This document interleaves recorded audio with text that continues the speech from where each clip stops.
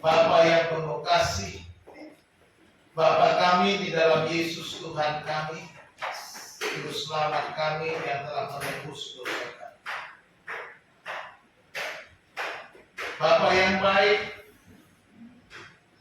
kami buka hati kami untuk mendengarkan firman.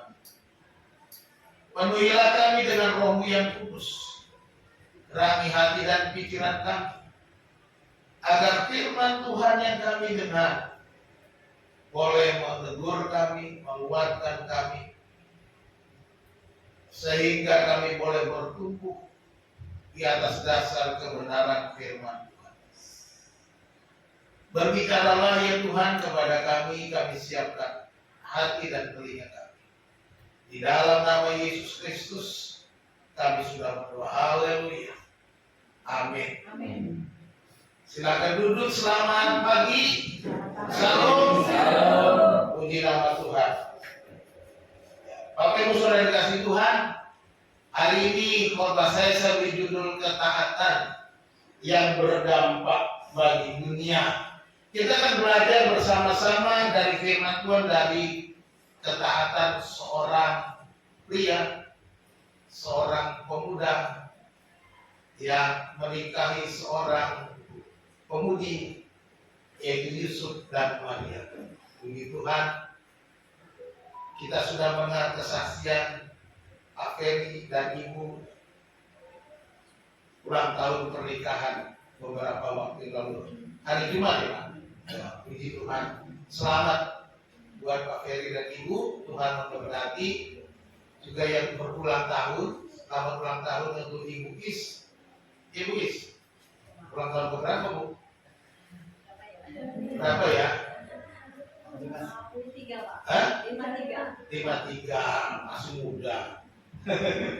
Puji Tuhan, hari ini kita belajar sama-sama dari firman Tuhan dari Matius pasal 1 ayat 21 sampai ayat 23. Ya, kita akan membacanya bersama-sama, pendek saja ya, jadi sama-sama. Mulai dari ayat 21 sampai 23 kita baca secara serentak. 2, 3.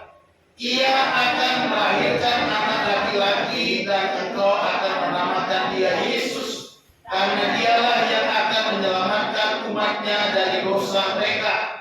Hal itu terjadi supaya genaplah yang difirmankan Tuhan oleh Nabi. Sesungguhnya anak jara itu akan mengandung dan melahirkan seorang anak laki-laki, dan mereka akan menamakan dia Immanuel, yang berarti Allah menyertai kita. Amin. Ayat yang kita baca ini latar belakangnya adalah ketika itu Yusuf mempertimbangkan untuk meninggalkan Maria tunangannya yang dia lihat sudah hamil di luar nikah. Yusuf merasa dia tidak pernah tidur dengan Maria, karena dalam budaya Israel itu ketika seseorang dipertunangkan, sepasang kekasih ditunangkan, maka sang pria kembali ke rumahnya, sang wanita kembali ke rumahnya, ke rumah bapaknya. Ya, pulang. Nah, sang pria harus menyiapkan rumah untuk mempelai wanitanya. Baru kemudian dia datang pun ketika sudah siap, baru dia datang menjemput mempelai wanitanya. Jadi mereka dipisahkan. Tetapi Yusuf mengetahui dan mendengar bahwa Maria sudah mengandung. Lalu dicatat di dalam Alkitab, karena Yusuf seorang yang tulus hati, maka ia hendak menceraikan Maria secara diam-diam. Tidak ingin mempermalukan Maria, tetapi dia juga tidak mau menanggung resiko kira-kira seperti itu. Di tengah-tengah situasi itu, malaikat Tuhan datang kepada Yusuf.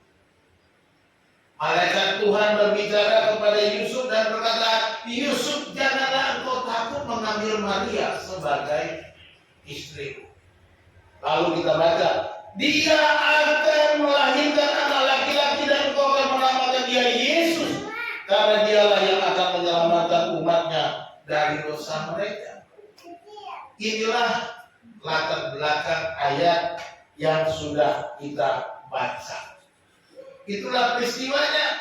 Akhirnya kemudian kita tahu Yusuf mengambil Maria menjadi istrinya, dan akhirnya kita tahu Yesus lahir di Bethlehem ketika mereka pergi mendaftarkan dia atau melakukan sensus penduduk.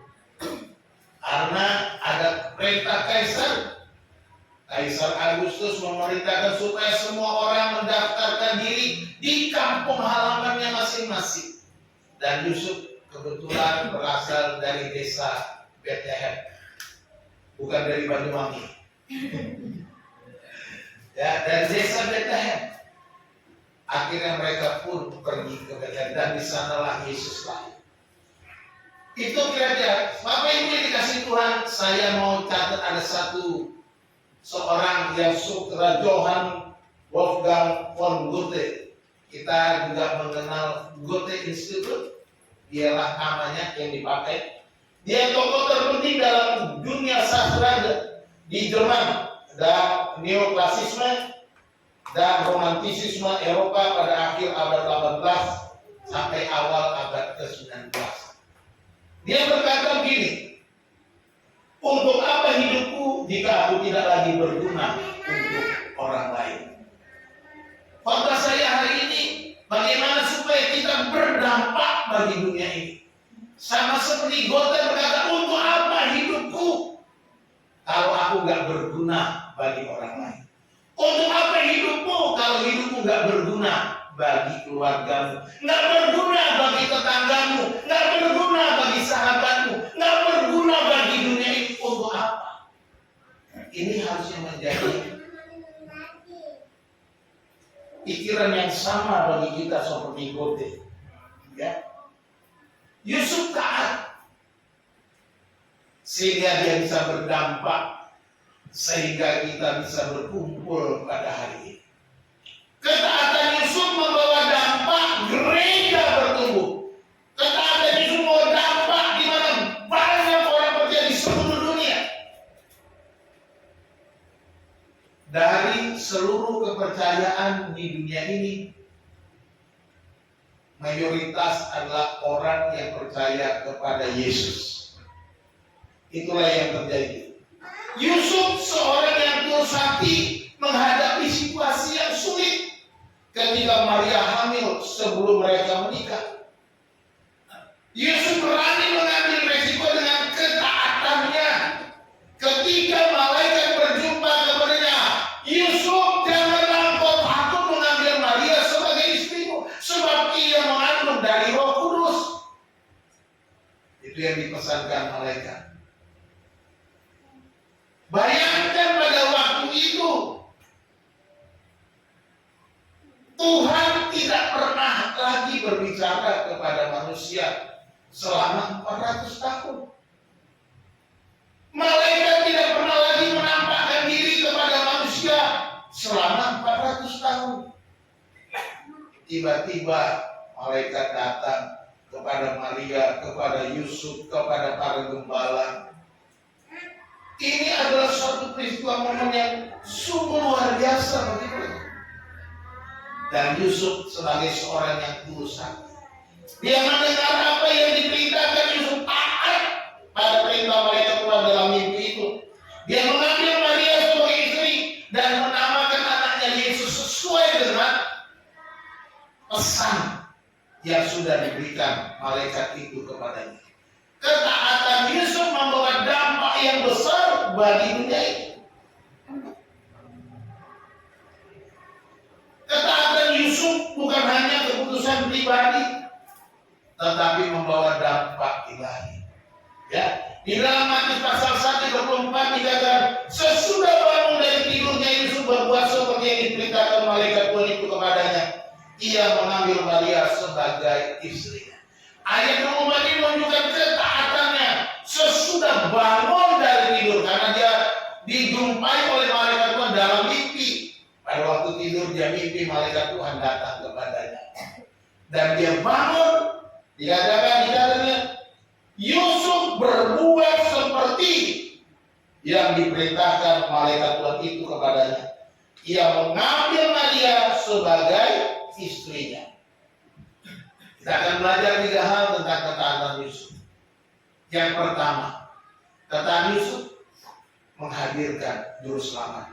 Inilah dampak yang pertama kita lihat. Ketaatan Yusuf menghadirkan sang juru selamat itu sendiri. Dikatakan ia akan melahirkan anak laki-laki dan engkau menamakan dia Yesus karena dialah yang akan menyelamatkan umatnya dari dosa mereka. Ekonya bisa dikurangi, terlalu kencang. Matikan aja ekonya, mengganggu. Ya, terima kasih. Jadi kita melihat di sini ketaatan Yusuf menghadirkan juru selamat bagi dunia ini, menghadirkan juru selamat bagi banyak orang, menghadirkan juru selamat bagi umatnya. Ini yang dikatakan firman Tuhan. Ayat yang ke-21. Yusuf taat juga. Dia menamakan anaknya itu Yesus. Yang arti Yesus itu Tuhan menyelamatkan. Yesus atau dalam bahasa Ibrani-nya Yesua. Dalam bahasa Ibrani Yesua. Itu sama artinya dengan Yosua. Yosua itu artinya Tuhan menyelamatkan. Yesaya juga namanya Yesaya, artinya Tuhan menyelamatkan. Itu bahasa Ibrani. Nah, Yesus diberi nama sesuai dengan pesan malaikat bahwa Tuhan menyelamatkan umatnya. Tuhan menyelamatkan orang-orang berdosa. Tuhan menyelamatkan saudara dan saya dari dosa-dosa. Jadi ketaatannya membawa dampak keselamatan. Ketaatannya membawa dampak kemerdekaan kita dari dosa. Ketaatannya membawa dampak kita bisa diampuni dari dosa. Kalau Yesus tidak taat, kita mesti membayangkan seandainya Yesus tidak taat, bagaimana? Kita bisa bayangkan Maria sendirian melahirkan Yesus. Tapi semua sudah dalam rancangan Tuhan. Tidak usah dipikirkan kalau Yesus tidak taat atau bagaimana. Yang jelas Yusuf melakukan apa yang Tuhan mau. Yusuf mau menanggung resiko. Mungkin jadi pergunjingan tetangga. Yusuf, lihat tuh, istrinya udah hamil duluan. Lihat tuh, mungkin terjadi. Kalau zaman sekarang terjadi gitu, ya pasti itu udah gosip melebar. Kalau zaman sekarang bukan cuma gosip-gosip dari mulut ke mulut, dari WA ke WA, sampai ke ujung bumi pun nyampe. Ya, semua seorang seluruh dunia bisa tahu. Belum lagi viral. Masuk di medsos, masuk di X, masuk di Facebook, masuk di Instagram, viral. Wah, gemparlah sisi dunia. Ada seorang perempuan hamil di luar nikah, lalu seorang pria bernama Yusuf mau nikah dengan dia. Luar biasa, banyak orang puji-puji Yusuf mungkin.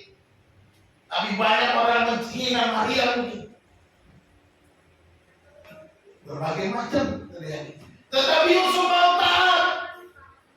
Dia tidak peduli apa kata orang. Dia tidak peduli apa kata dunia. Dia hanya peduli apa kata Tuhan. Ini yang harus kita pikirkan. Ketika saudara dan saya taat kepada firman Tuhan, tidak peduli apa kata dunia. Yang saudara pedulikan apa kata Tuhan. Itulah ketaatan kita kepada firman. Ini seperti seorang ayah yang berdiri membela keluarganya dengan mengorbankan reputasinya. Yusuf lakukan itu. Dia berani melawan arus. Dia berani menanggung resiko menerima Maria. Itu yang dilakukan oleh Yusuf. Mari kita Bapak Ibu yang dikasih Tuhan. Setiap tahun kita merayakan Natal. Bahkan setiap minggu kita juga mendengarkan firman Tuhan. Apakah kita mau taat kepada firman Tuhan? Apakah kita mau melakukan apa yang Tuhan perintahkan kepada kita? Jangan hanya kita puas datang ke gereja. Puas bahwa kita sudah datang, yang penting saya sudah datang ke gereja sebagai seorang Kristen. Nah, boleh semua. Jangan berhenti sampai di sana, tetapi jadilah pelaku-pelaku firman, kata Yakobus. Jangan hanya menjadi pendengar saja. Seperti Yusuf. Dia bangun, dia ambil Maria tunangannya, dia berangkat mendaftarkan dirinya di Betlehem. Dan akhirnya tiba waktunya bagi Maria untuk bersalin di kota Betlehem. Sebenarnya kalau zaman dulu nggak pantas dibilang kota ya, di kampung Betlehem gitu aja. Kampung, ya namanya desa kecil. Beda dengan sekarang, Betlehem sekarang mungkin lebih besar, lebih maju, lebih modern. Tetapi kalau zaman dulu bayangkan 2000 tahun yang lalu. Kita nggak usah bayangkan Betlehem 2000 tahun yang lalu. Kita bayangkan kampung kita masing-masing. Kira-kira nggak usah 2000 tahun lalu, waktu kita masih kecil. Saya pernah dengar cerita Mama Belinda kampungnya bagaimana luar biasa. KEN juga cerita bagaimana kampungnya, wah masuk ke gunung-gunung, kedinginan. Kampung banget, jalan masuk ke dalam aja jauh benar. Saya pernah dengar cerita opungnya Dean juga kampungnya betul-betul masuk kampung. Saya pernah dengar cerita-cerita yang lainnya. Bayangkan waktu kita masih kecil. Kalau opung Abel waktu kecil kampungnya di Jogja itu lebih maju. Udah maju ya waktu masih kecilnya. Tahun 70-an itu udah maju.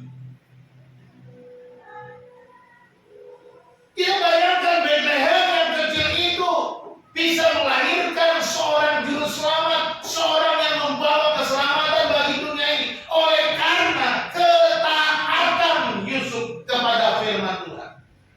Mari Bapak Ibu ini dan Tuhan.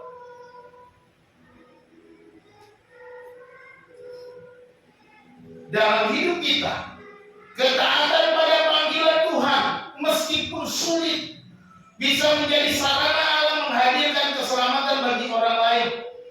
Misalnya taat tidak berbagi Injil atau mengampuni, membawa orang lain kepada Kristus. Ini salah satu yang bisa kita lakukan. Mungkin kita katakan, aku nggak sanggup Pak, sulit Pak, berat Pak. Tetapi mari kita bersama-sama seperti Yusuf punya komitmen untuk melakukan firman Tuhan, taat kepada firman Tuhan, beritakan keselamatan, beritakan kabar baik ini, bukan hanya sampai pada diri kita, tetapi sampai juga kepada orang-orang di sekitar kita. Taat mendatangkan keselamatan yang besar. Inilah yang kita sudah rasakan. Kita pun bisa ketika kita taat kepada firman Tuhan, maka kita bisa menghadirkan keselamatan bagi jiwa-jiwa yang masih di luar sana. Yesus bilang, sebelum Injil Kerajaan Allah ini sampai ke seluruh dunia, belum tiba waktunya. Bapak Ibu, mungkin ada yang wah, mendingan kita ngulur-ngulur waktu supaya kita lebih lama di dunia, Yesus masih lama datangnya. Mungkin ada yang bilang begitu kan. Tapi kalau saya enggak. Kalau bisa Yesus datang cepat supaya semua selesai. Saya nggak perlu bikin kontrakan rumah. Kira-kira tidak. Saya nggak perlu bayar lagi uang kuliah. Saya nggak perlu lagi bayar segala macam. Nggak perlu bikin perut saya. Kalau Yesus cepat datang. Saya nggak perlu kerja keras karena Yesus sudah datang. Karena ketika Yesus datang semua sudah selesai. Tapi kalau saya mau Yesus cepat datang, apa yang saya harus beritakan Injil? Karena sebelum Injil kerajaan Allah sampai ke seluruh dunia, maka belum tiba waktunya. Kalau mau tiba waktunya dengan cepat, mari kita bersama-sama beritakan Injil kerajaan Allah itu, supaya Yesus cepat datang. Masalahmu cepat selesai, penyakitmu cepat selesai, apapun yang kau alami cepat selesai. Yesus selesai. Ya, makanya seringkali kan kemarin saya dapat foto sebuah kaos, ditulisan di kaosnya gini, mungkin ada di HP saya itu. Banyak orang mau masuk ke surga, tetapi tidak ada orang yang mau duluan. Nah, itu tulisan di kaosnya. Menarik juga, saya pikir saya mau bikin kaosnya gitu ya. Banyak orang yang mau ke surga, tapi tidak ada orang yang mau duluan ke surga. Di sini kan juga begitu kan. Saya tanya, siapa yang mau ke surga? Semuanya pasti mau ke surga. Siapa yang mau duluan?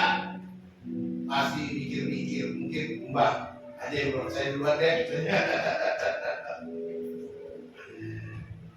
Kalau ditanya siapa yang mau duluan, saya mau duluan. Saya belum itu, saya jujur. Artinya apa? Saya mau cepat-cepat ketemu Tuhan. Bukan mau Tuhan mati maksudnya. Ya. Ketemu Tuhan itu artinya kita bersama dengan Tuhan, hidup bersama Tuhan. Tapi kan bukan mau saya yang nentuin siapa yang duluan. Maunya Tuhan, ada kloternya. Ya, ada kloternya. Ada waktu Tuhan. Mau kita minta duluan dan enggak, kan belum selesai, belum selesai. Yang sono duluan. Ya, jadi nggak usah takut mau duluan. Makanya bilang lebih enak di surga apa di dunia? Coba jujur jawab, lebih enak di surga apa di dunia? Mau ke surga enggak? Puji Tuhan, ini kemarin udah siap ke surga. Iya. Sudah siap ke surga, artinya kapan saja Tuhan panggil, saya siap, kan gitu kan? Begitu nggak? Ya kan saudara, oh Bapak ini ngancam teman, bukan doa temannya. Kapan saja saya dipanggil Tuhan, saya pasti ke surga. Karena ketaatan Yusuf. Ketaatan Yusuf menghadirkan juru selamat, saya sudah selamat oleh karena kemurahan. Yang kedua ketaatan Yusuf ya, ini oleh tantangan. Tantangan maukah kita siap taat seperti Yusuf? Mesti ada biaya sosial ataupun biaya pribadi. Ini tantangan buat kita. Maukah kita seperti Yusuf? Bayar harga, ya, bayar harga. Ketaatan itu memang bayar harga. Mungkin bayar harganya berupa uang, tenaga, pikiran, dan berbagai macam yang harus kita bayar dengan Tuhan. Karena ketaatan kita. Yang kedua ketaatan Yusuf, dia menggenapi firman Tuhan. Ya, ketaatannya menggenapi firman Tuhan. Di dalam ayat yang ke-22 itu dikatakan, sesungguhnya anak darah itu akan mengandung dan melahirkan seorang anak laki-laki, dan mereka akan menamakan dia Immanuel. Yang hadir kemarin tanggal 7 di kampus STI Natal GPB Sejabodetabek sudah saya bahas soal Immanuel ini. Ya. Tapi saya mau belajar kan, kita hari ini belajar bahwa ini adalah firman Tuhan yang sudah dinubuatkan oleh Nabi Yesaya. Yesaya 7 ayat 14. Jadi Matius mengutip atau malaikat mengutip berkata, sesungguhnya anak darah itu akan mengandung dan melahirkan seorang anak laki-laki, dan mereka akan menamakan dia Immanuel. Ini dikutip dari Yesaya 7 ayat 14. Jadi ketaatan Yusuf menggenapi nubuatan, menggenapi firman Tuhan. Ya, semua ini terjadi supaya genap nubuatan Yesaya 7 tentang anak darah yang melahirkan anak laki-laki. Jauh salib. Jarak Nabi Yesaya dengan kelahiran di sekitar 700 tahun. Jaraknya 700 tahun kemudian Yesaya 7:14 itu digenapi di dalam diri Yesus Kristus melalui ketaatan Yusuf. Oleh karena ketaatan Yusuf, firman Tuhan digenapi. Oleh karena ketaatan Yusuf, apa yang dikatakan oleh firman Tuhan itu benar, ya dan amin, bahwa firman Tuhan tidak mungkin salah, bahwa firman Tuhan pasti tergenapi. Apapun yang Tuhan katakan pasti terjadi. Oleh sebab itu, Bapak Ibu dikasih Tuhan, saya menantang kita supaya kita percaya penuh firman Tuhan, jangan ragukan firman Tuhan sedikit pun, sebab Tuhan pasti menggenapi apa yang dikatakannya. Sebab firman yang keluar dari mulutku, kata Tuhan, tidak akan pernah kembali dengan sia-sia. Itu kata Tuhan. Apa yang sudah diucapkan Tuhan, apa yang sudah keluar dari mulut Tuhan, tidak akan pernah kembali dengan sia-sia, tetapi akan melakukan apa yang kufirmankan, kata Tuhan. Jadi pegang firman Tuhan, percaya firman Tuhan sepenuh hati, percaya dengan sungguh-sungguh, percaya bahwa firman Tuhan ini pasti terjadi. Kita tolong kopi jangan lihat HP terus.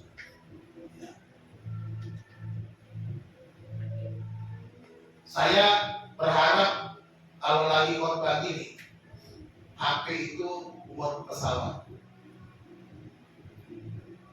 Ini kita harus belajar ketata. Bukan hanya penting, bukan menghargai saya tidak perlu dihargai, dan saya tidak perlu cari penghargaan, tapi hargai Tuhan. Ketika kita ibadah, muat pesawat. Saya begitu ibadah tadi udah muat pesawat. Saya tidak mau ada notifikasi apapun masuk ke HP saya. Saya belajar ketika saya khotbah belajar. Kalau ada notifikasi saya cenderung buka. Jadi kalau saya buahana khotbah pun kalau saya buka itu bukan buka macam-macam. Saya buka tafsiran. Saya kalau ada yang khotbah hari Jumat, saya buka tafsiran. Saya belajar lagi. Ini ibu apa yang dikhotbah, karena saya tahu ketika habis khotbah kita, Pak ada tambahan, nah itu dia. Kalau saya ditembak ada tambahan, saya nggak siap juga kan, saya bingung juga jawabnya. Makanya sambil dia khotbah saya pelajari lagi. Begitu. Itu tugasnya Pak Gembala. Supaya saya ketika ditanya siap juga jawabnya, ya gitu. Makanya beda. Jadi mari kita menghargai Tuhan.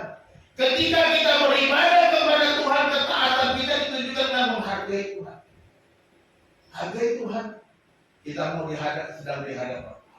Jadi semua ini ketaatan Yusuf, bahwa apa yang terjadi supaya genap apa yang dikatakan dalam Yesaya 7:14. Sudah dinubuatkan 700 tahun jaraknya baru digenapi. Kelahiran Yesus, kedatangannya sudah 2000 tahun lalu dinubuatkan bahwa dia akan datang yang kedua kali. Pasti digenapi, pasti digenapi. Sebab segala sesuatu yang sudah difirmankan Tuhan, semuanya digenapi tepat sesuai apa yang Tuhan tahu. Ini gambaran ilustrasinya. Ini seperti apa yang Yusuf lakukan ini seperti kepingan puzzle, ya, yang pas dari nubuatan itu. Ketaatan Yusuf membuat rencana Allah yang direncanakan ratusan tahun sebelumnya menjadi nyata. Tanpa taatnya nubuat tidak tergenapi. Jadi seperti sebuah kepingan puzzle ketaatan Yusuf ditempatkan pada tempat yang tepat. Saya sengaja dapat puzzle. Inilah ketaatan yang saudara dikasih Tuhan.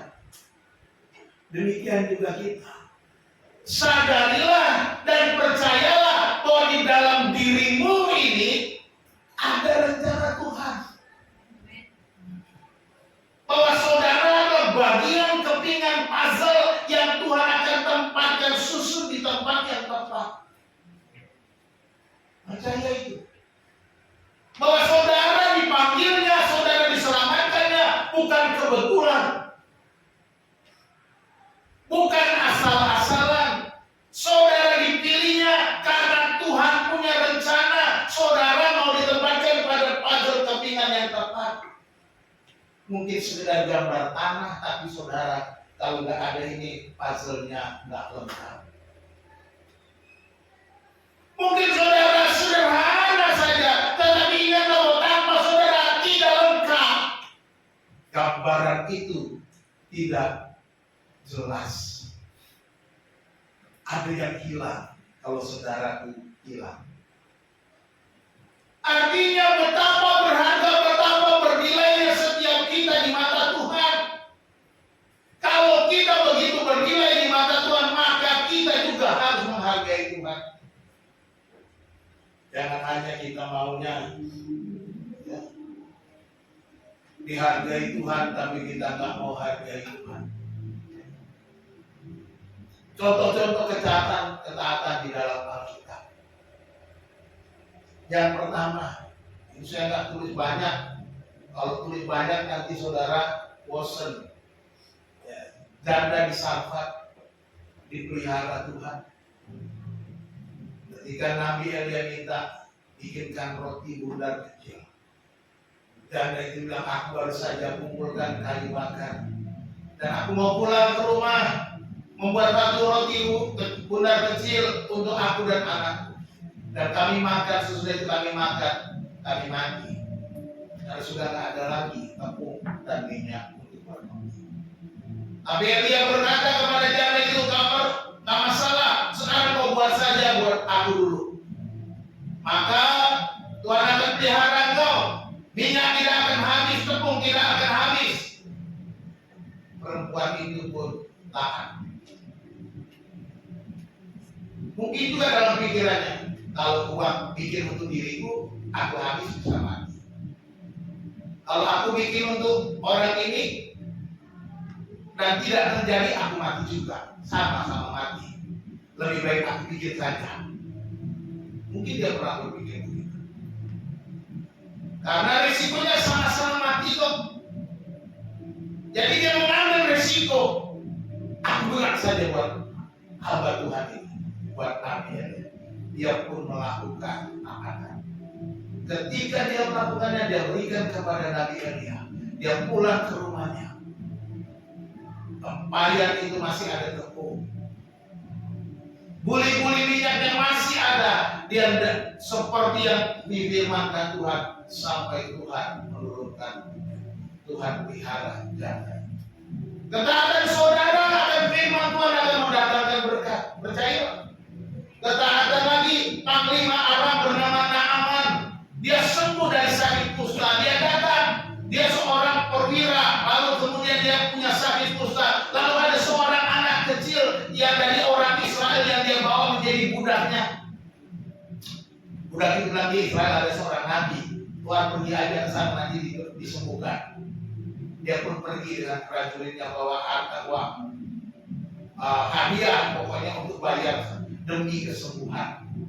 Tapi nabinya berkata, kau pergi nyemplung di sungai Yordan, katanya. Suruh bermandi di sungai Yordan. Dia kecewa. Aku pikir dia tumpangkan tangan, lalu dia berdoa, aku sembuh, katanya. Malah aku disuruh mandi di sungai Yordan. Di kampungku, katanya. Sungai Barba, sungai ini lebih besar, lebih bagus. Mendingan aku mandi di sana. Sungai Yordan, cetek, butek, kira-kira gitu.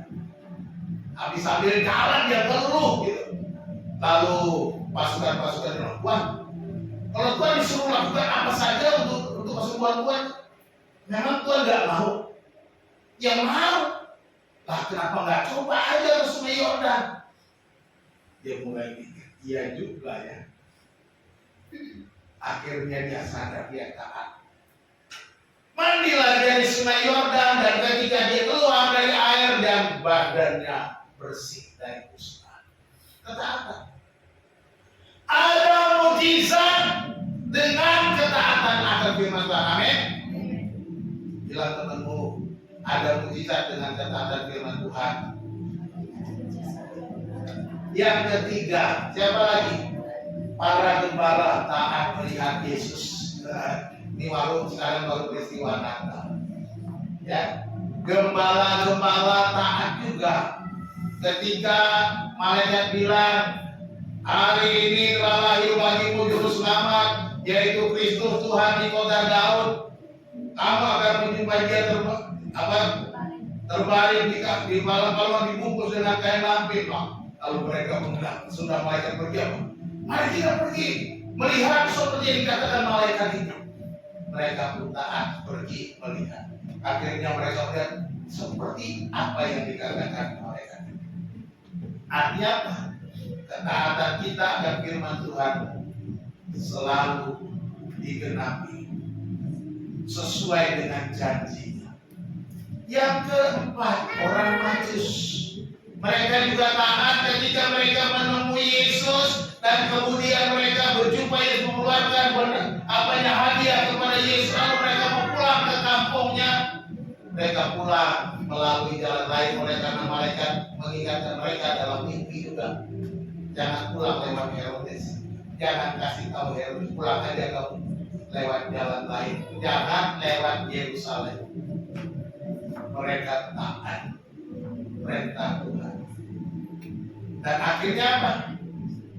Yesus bisa diselamatkan. Jadi saudara-saudara dikasih Tuhan, ketaatan itu begitu penting.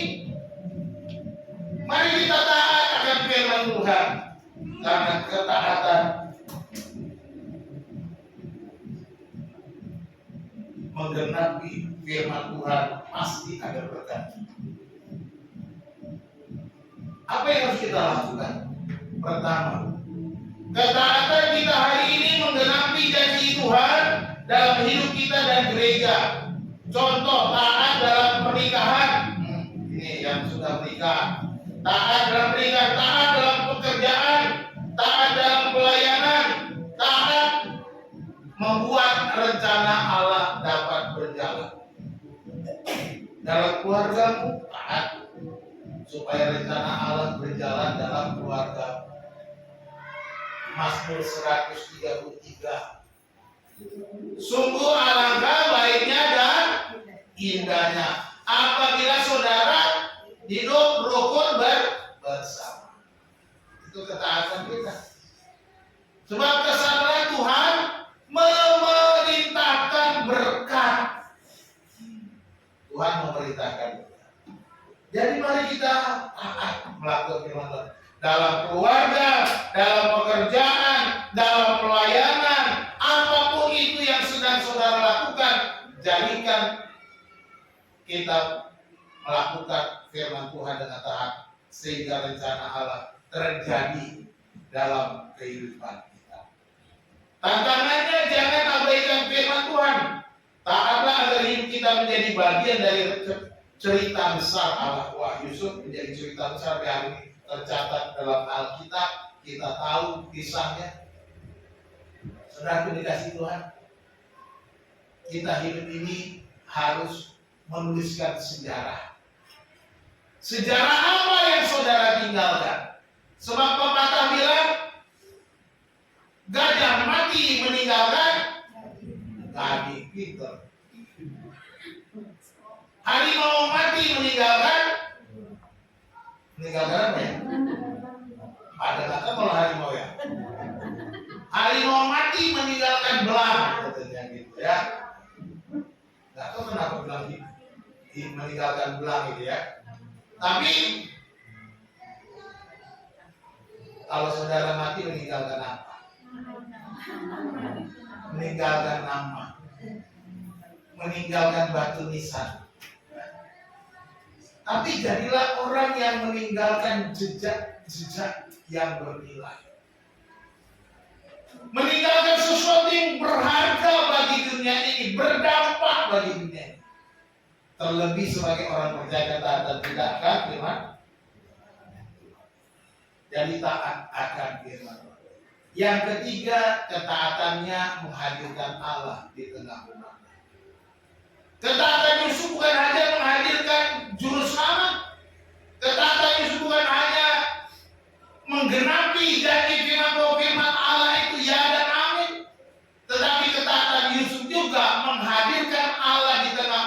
makanya di dalam ayat 23 disebut dia Immanuel. Ya, God connecting people itu ya. Sesungguhnya anak darah itu akan mengandung dan melahirkan seorang anak laki-laki, dan mereka akan menamakan dia Immanuel, yang berarti Allah menyertai kita. Jelas, nama Immanuel itu berarti Allah menyertai kita. Melalui Yesus Allah hadir secara nyata di tengah-tengah kita. Dengan Yesus Allah hadir di dalam hidup kita. Immanuel. Tadi malam saya juga khotbah Natal juga tadi malam. Khotbahnya dari Yohanes 1:14. Firman itu telah menjadi manusia dan diam di antara kita. Kata diam artinya itu berdiam. Ya, artinya itu berkemah. Artinya itu bertempat tinggal. Itu arti dalam bahasa Bataknya itu eskenosen. Eskenosen itu berkemah itu artinya. Jadi Allah berkemah di dalam diri kita, dan kata Immanuel juga sama. Allah itu imanen, tinggal diam di dalam kita. Imanen tinggal tetap. Nah itu dia, imanen. Artinya Allah itu berkemah, Allah bertabernakel di dalam kita. Ya. Itu arti dari Immanuel.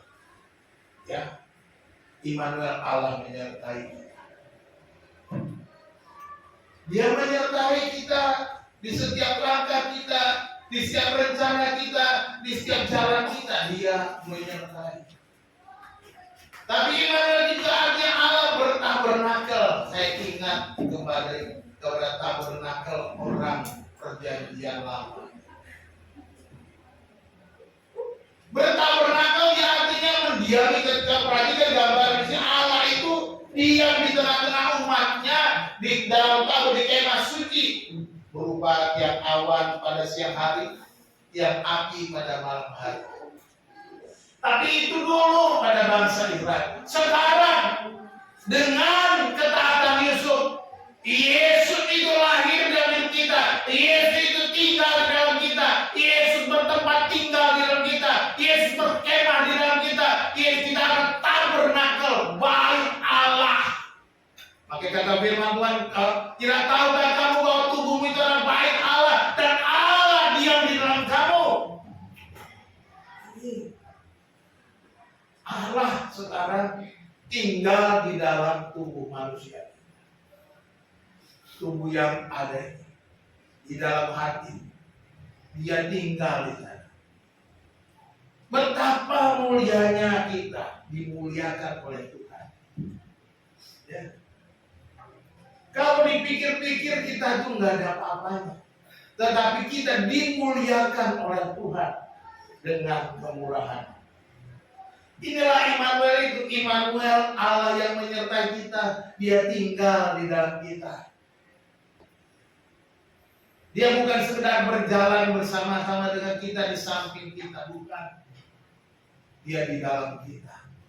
Kemanapun engkau melangkah, dia ada di sana. Apapun yang engkau alami, dia juga ada di sana. Ketika engkau bersuka cita, berulang tahun, berbahagia, dia ada di sana. Dan ketika engkau menangis, kesulitan, persoalan, meranda hidupmu, dia ada di sana. Dia tidak pernah meninggalkan saudara dan saya sedetik pun. Tidak pernah.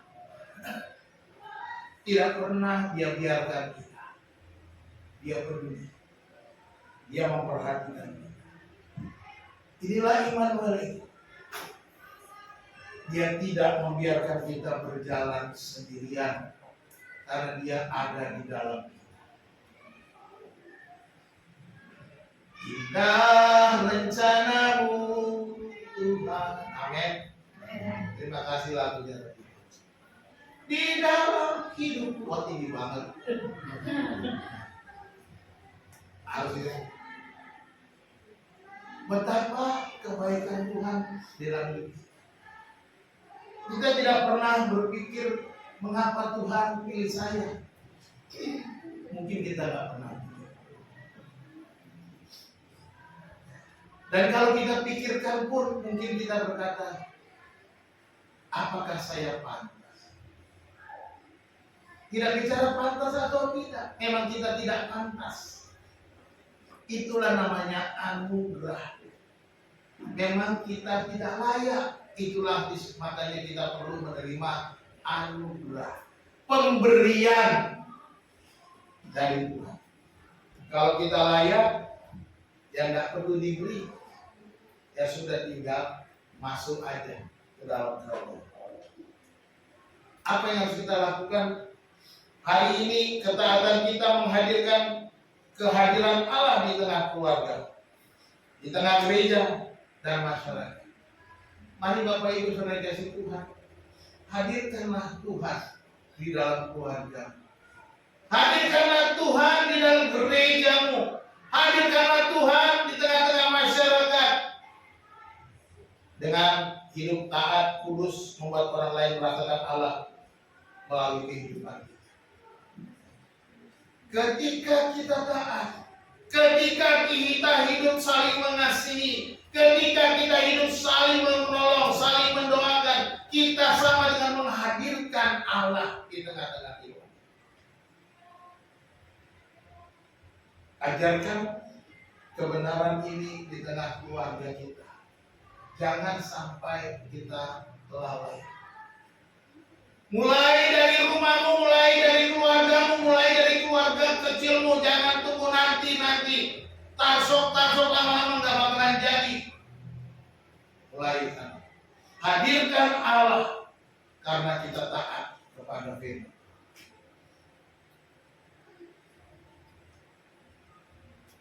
Ketika kita menghadapi masalah, ingatlah Dia adalah Immanuel. Tetap taat apapun yang terjadi, agar Allah nyata di dalam hidup kita dan di dalam hidup orang lain. Tetap taat walaupun harus membayar harga yang mahal. Bagaimana kita menghadirkan Allah di dalam kehidupan keluarga kita masing-masing? Mulailah dari keluargamu. Mulai dari diri kita sendiri. Jangan, aku nggak ngajarin aku nggak mau. Jangan. Kalau kita sebagai anak, suamiku nggak melakukannya, aku nggak mau, tunggu aja suami. Jangan. Karena dikatakan firman Tuhan, kita adalah imamat yang rajani. Ketika kita percaya, kita adalah imam-imam Allah yang maha tinggi. Bukan bergantung. Tunggu dulu kepala keluarga, tunggu dulu orang tua. Nah, selama kita menjadi seorang percaya, kita berhak melakukannya. Menjadi taat, menghadirkan Allah. Kalau kita masing-masing anggota keluarga menghadirkan Allah, maka keluarga kita akan semakin diberkati. Kesimpulan, ketaatan yang berdampak bagi dunia. Ada 3 poin. Yang pertama poinnya ketaatan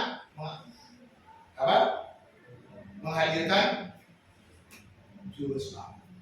Karena ketaatan Yusuf, juru selamat dilahirkan.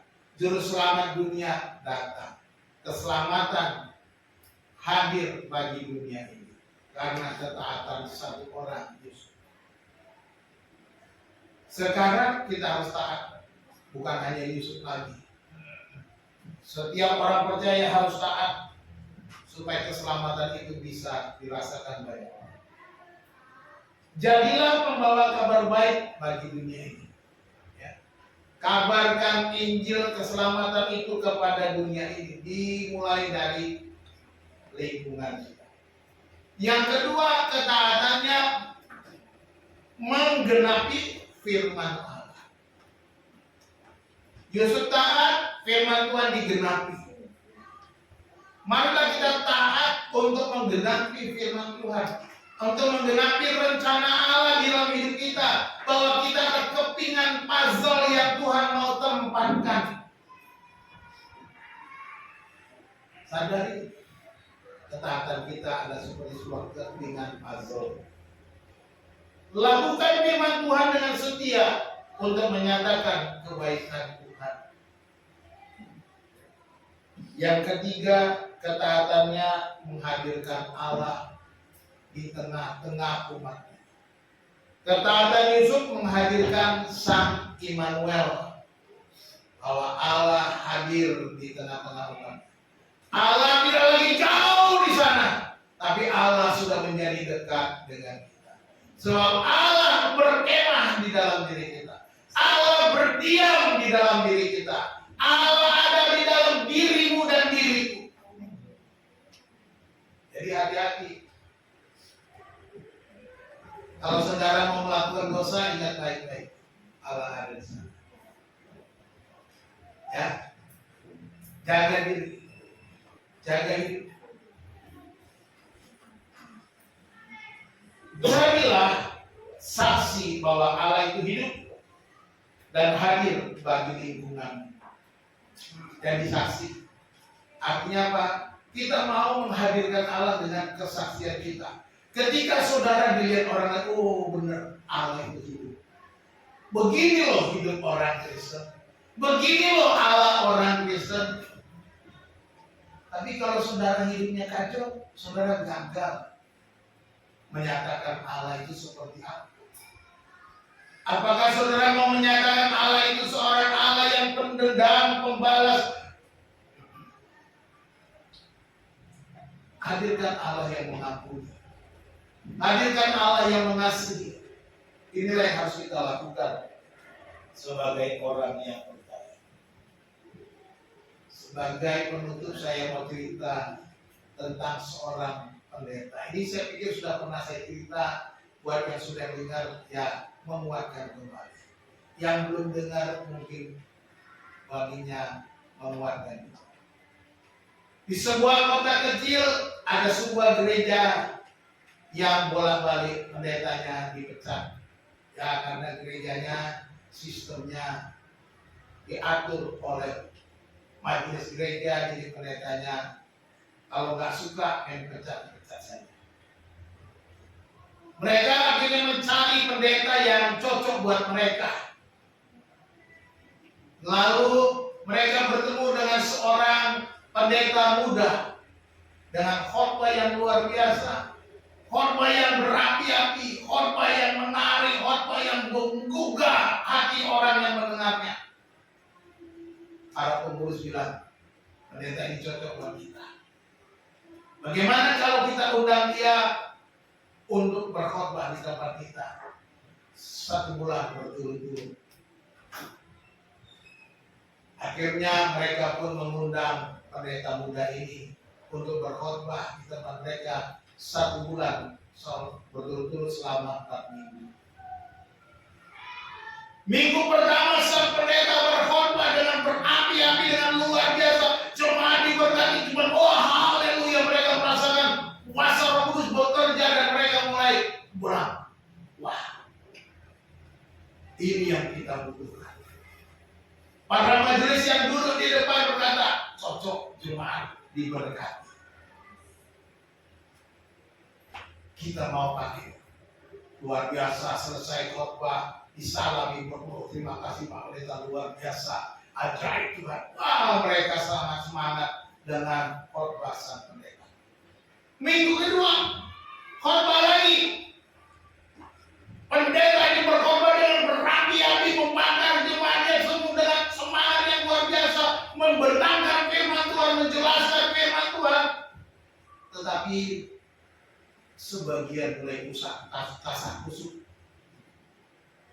Majelis juga mulai bisik-bisik. Ini Pak Pendeta gimana sih? Minggu kemarin kan korbannya itu, korbannya lagi, sekarang lagi itulah. Tapi ya nggak apa-apalah, mungkin dia mau mengingatkan kita lagi. Semangatnya hebat. Selesai, bagi terima kasih Pak Pendeta semuanya. Walaupun tidak sesemangat dulu minggu yang lalu menyalaminya, mereka masih penuh tanda tanya besar. Dari pendeta pokok bayar sama. Minggu ketiga khotbah lagi. Khotbah pun dengan penuh semangat, berapi-api dan luar biasa.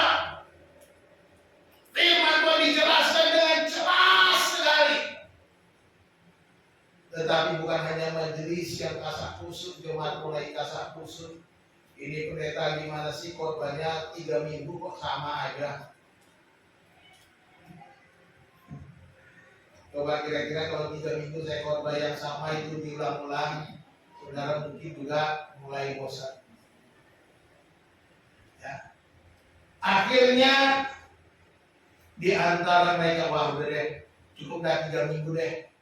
Minggu 4 gak usah dibatalin aja nih, gak usah dipakai di pendeta katanya. Kata majelis antara mereka bisik-bisik. Dan akhirnya selesai ibadah di ruang konsistori, akhirnya Pak Pendeta terima kasih atas pelayanannya selama ini 3 minggu berturut-turut kami sangat diberkati. Ketua majelisnya mulai ngomong dengan sedikit menghargai. Sangat diberkati, korbannya luar biasa, berakhir penuh semangat. Tapi Pak Pendeta kami mohon maaf. Kelihatannya kami tidak cocok. Karena Pak Pendeta korban 3 kali kok sama saja. Saudara Pak Pendeta maksudnya kenapa Bapak Pendeta korban yang sama, ayat yang sama, garis besarnya sama, isinya sama. Kenapa Pak Pendeta korbannya begitu? Padahal dari waktu pertama kami sudah tertarik dengan Pak Pendeta. Tapi mohon maaf kami tidak bisa melanjutkan. Sang Pendeta muda pun tersenyum. Dia tidak tersinggung sama sekali. Dia tidak marah. Tapi dia tersenyum. Bapak-bapak yang berhormat, maafkan saya. Ketika saya khotbah minggu pertama, saya perhatikan Bapak Ibu selama 1 minggu, tidak ada satupun yang melakukan firman Tuhan yang saya katakan. Sehingga saya khotbah lagi minggu kedua.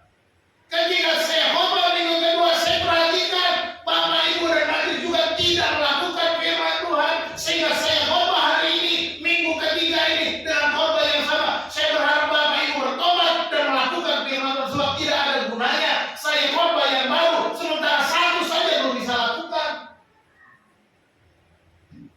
Kata si pendeta muda. Saat itulah majelisnya malu tertunduk. Ya, kita cuma cari kepentingan kita. Bukan cari kepentingan Tuhan, bukan memuliakan Tuhan, tidak taat kepada firman Tuhan. Saudara beri kasih Tuhan, percuma saya khotbah berulang-ulang dari tempat ini, percuma saya berbicara firman Tuhan. Kalau saudara pulang dari tempat ini tidak mau melakukan firman Tuhan. Sebab hari ini kita belajar, ketaatan kita akan firman Tuhan akan membawa dampak bagi dunia ini. Ketaatan saudara melakukan firman Tuhan akan membawa dampak yang besar bagi hidup saudara, bagi keluarga saudara, bagi setiap kita masing-masing. Tuhan Yesus memberkati kita. Kita berdoa. Segala puji dan syukur kami panjatkan kepada-Mu ya Tuhan. Kami belajar dari seorang Yusuf yang taat, sehingga kami boleh mendapatkan keselamatan yang besar. Kami boleh melihat bahwa firman Tuhan iya dan amin pasti digenapi dan Tuhan tidak pernah meleset melakukan firman-Mu. Dan kami boleh melihat Allah hadir dalam hidup kami, ya Immanuel yang menyertai kami. Oleh karena ketaatan satu Tuhan, hari ini kami diajar untuk taat melakukan firman Tuhan. Kalau kami selama ini gagal melakukan, ampuni kami.